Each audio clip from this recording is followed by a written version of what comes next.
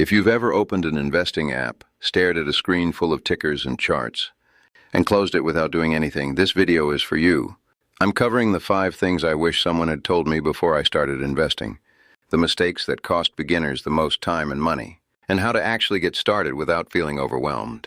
Hey, welcome back to Your Money Edge. Today we're talking beginner investing.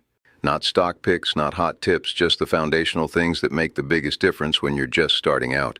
If you've been putting off investing because it feels complicated, stick around, because by the end of this video, you'll have a clear starting point. A lot of people delay investing for years, not because they don't want to grow their money, but because the entry point feels confusing.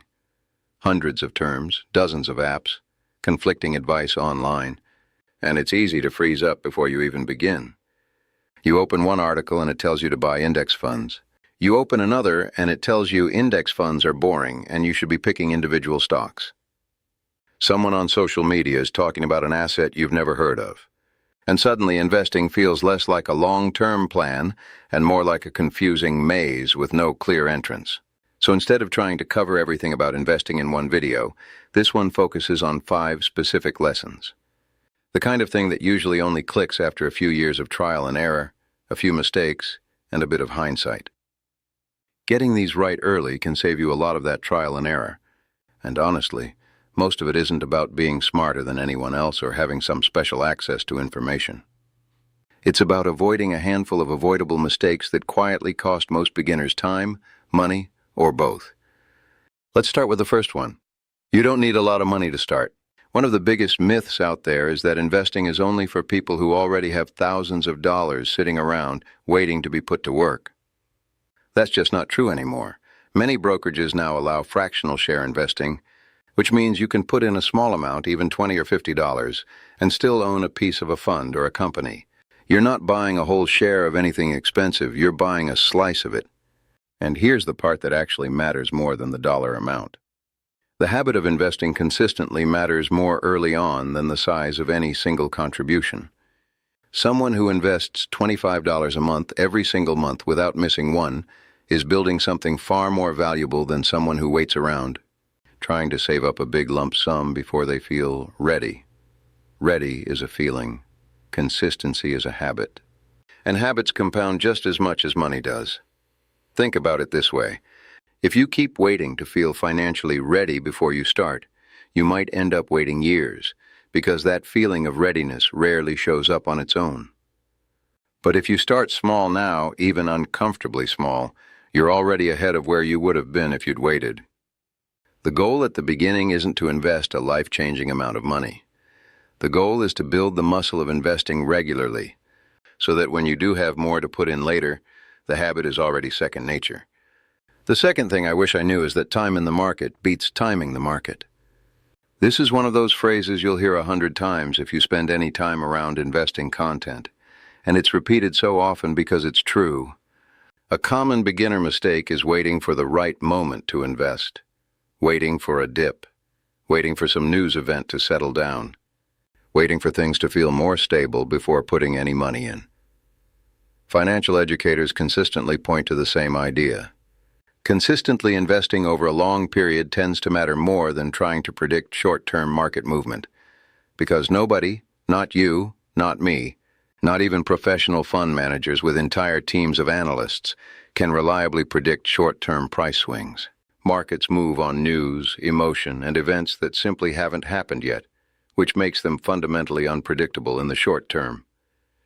Now, this doesn't mean market conditions never matter at all, or that every moment is equally good to invest. What it means is that waiting around for a perfect entry point often costs you more in missed time than it ever saves you in a slightly better price.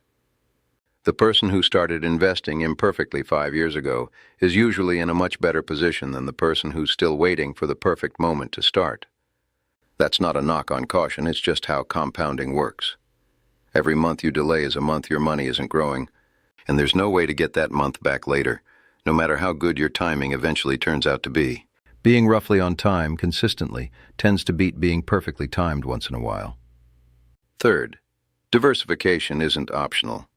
Putting all your money into one stock because you believe in the company, maybe you love the product, maybe you use it every day, is one of the most common beginner mistakes out there. It feels exciting. It feels like conviction. But if that one company struggles, and companies do struggle, your entire investment struggles right along with it. There's no cushion, no other holding to balance it out. This is part of why many beginners start with broad index funds instead of picking individual stocks. Index funds hold hundreds or sometimes thousands of companies at once, spreading your money across an entire slice of the market instead of betting everything on one name. It spreads the risk across many companies instead of concentrating it in one, which means one bad quarter from one company isn't going to sink your entire portfolio. Diversification isn't about playing it safe out of fear. It's about giving yourself a smoother, more sustainable ride toward your goals. It also takes a lot of pressure off you as an individual investor. You don't have to correctly guess which single company is going to outperform the entire market over the next 20 years. You just have to own a broad enough slice of the market that you benefit from its overall growth, without your entire future depending on one company's decisions. Fourth, fees quietly eat into your returns, and this one is sneaky because it doesn't feel dramatic in the moment. Every fund and every brokerage charges some kind of fee, usually shown as an expense ratio, which is just a small percentage taken out of your investment each year. It sounds tiny. 0.5%, 1%, numbers that barely register when you first see them. But over decades, a higher fee can meaningfully reduce your overall returns, simply because it compounds against you every single year, not just once. It's not a one-time cost, it's a repeating one, quietly working against your growth in the background year after year. Comparing expense ratios before choosing a fund is one of the simplest things a beginner can do that has a real cumulative impact over time. It takes maybe 5 minutes to look up, and yet most people never bother checking it before they invest. Two funds can track a very similar part of the market and still have noticeably different fees. And over 20 or 30 years, that gap can mean a meaningfully different ending balance, even if everything else about your investing looked identical. It's one of the few things in investing that's completely within your control, unlike market movement, which isn't. And fifth, your risk tolerance changes your strategy, not just your feelings. A lot of investing content talks about risk tolerance purely as an emotional thing. How comfortable are you with volatility? Can you sleep at night when the market drops? And that's part of it, sure. But it's also deeply practical.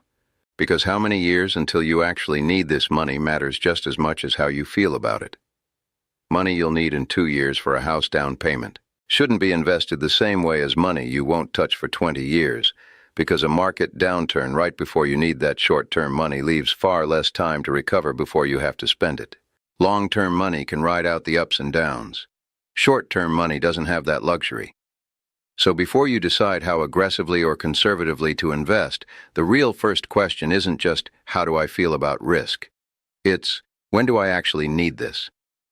Once you're honest about that timeline, the emotional side gets a lot easier to manage too, because you're not just guessing how you might feel during a downturn, you actually know how much time you have to recover from one if it happens. So here's what you can actually do this week to put all of this into practice. First, check if your brokerage offers fractional shares, because you don't need a lump sum sitting around to get started. Second, set up a small, automatic, recurring investment. Even a fixed amount every month builds the habit, and the habit is the whole point. Third, look up the expense ratio on any fund you're considering before you put a single dollar into it. Fourth, ask yourself honestly when you'll actually need this money, because that timeline should shape whether you're investing conservatively or aggressively, not just your gut feeling in the moment. And fifth, avoid making decisions based on short-term news headlines. A long-term plan shouldn't change because of a single day's market movement, no matter how loud the headlines get that day. None of these 5 steps require special knowledge or a big account balance. They're small, repeatable actions, and small, repeatable actions are exactly what long-term investing is built on. Quick reminder before we wrap up. This video is for educational purposes only and does not constitute financial advice. Please consult a licensed financial advisor before making investment or major financial decisions, because everyone's situation is different. Your income, your goals, your timeline, your comfort with risk, and general education like this is never a substitute for personalized guidance built around your actual life. Now let's recap everything we covered. You don't need a lot of money to start, so stop waiting until you've saved up some imaginary enough. Consistency tends to matter more than timing, so stop waiting for the perfect moment that may never come. Diversification protects you from single company risk, so spread things out instead of betting it all on one name.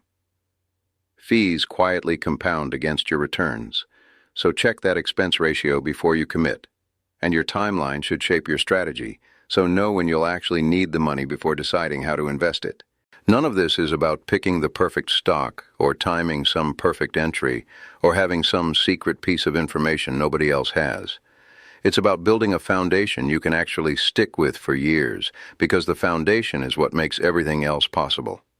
Everything more advanced you might learn later, different account types, tax strategies, more specific asset choices, all of it sits on top of these same basics. If this gave you a clearer starting point, hit subscribe, because next up we're breaking down the 50-30-20 budgeting rule and whether it actually holds up in real life outside of a textbook. That's your money edge for today, and I'll see you in the next one.